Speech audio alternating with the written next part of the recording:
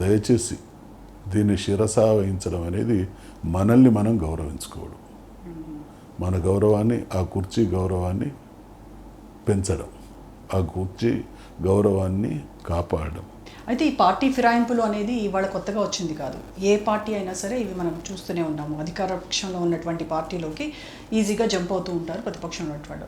మీ హయాంలో కూడా జరిగింది. మరి అప్పుడు ఫిరాయింపులను ప్రోత్సహించినటువంటి బీఆర్ఎస్ ఇవాళ తమ పార్టీ ఎమ్మెల్యేలు వెళ్ళి కాంగ్రెస్లో జాయిన్ అయితే ఎందుకు దానిపైన? అప్పుడు జరిగింది ఏంటంటే, మీకు ఒక మనిషి ఒక నిర్ణయం తీసుకున్నాడు అనంటే దాని చారిత్రక నేపథ్యం కూడా అర్థం చేసుకోవాలి.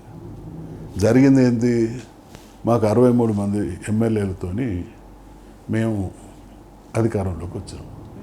అప్పటి వరకు జరుగుతున్నటువంటి దుష్ప్రచారం ఏం దొరికినా, తెలంగాణ వస్తే నీళ్లుండవు, తెలంగాణ వస్తే నిధులుండవు, తెలంగాణ వస్తే పరిపాలన చేత కాదు, ఇటువంటి ముద్రలేసి తెలంగాణ ప్రభుత్వాన్ని అస్థిరపరచాలనేటువంటి కుట్ర జరుగుతూ ఉంది. ఈ ప్రభుత్వం ఎన్ని రోజులు నడుస్తుందో చూస్తాం. అంటే ఏంది కుట్ర? ఎట్టి పరిస్థితుల్లో దీన్ని డిస్టర్బలైజ్ చేసి తెచ్చినటువంటి తెలంగాణను ఆగం చేసి మళ్ళీ వాళ్ళ కుట్ర ఏంటంటే ఇన్ని రకాలటువంటి దుష్ప్రచారాలు చేసి ఆ దుష్ప్రచారాలను నిజం చేసి వీళ్ళకి పరిపాలన చేత కాదనేటువంటి ముద్రేసి మళ్ళీ కలపాలనేటువంటి దుర్మార్గపు కుట్ర జరిగింది.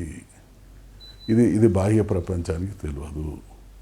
దీన్ని ఫుల్ స్టాప్ పెట్టాలంటే మాకు తిరుగులేని మెజార్టీ అవసరం. ఆ రోజు మాకున్నది 63 మంది, 56 మంది బయట ఉన్నారు. కారు కూతలు వినిపిస్తున్నాయి, డిస్టర్బలైజ్ చేసేటువంటి ప్రయత్నం జరుగుతూ ఉన్నది. తెలంగాణ ప్రజలు ఆశించినటువంటి లబ్ధిని చేకూరిస్తే తెలంగాణ సమాజం శాశ్వతంగా దాన్ని స్వాగతిస్తారు, దాన్ని గుండెలలో దాచుకుంటారు.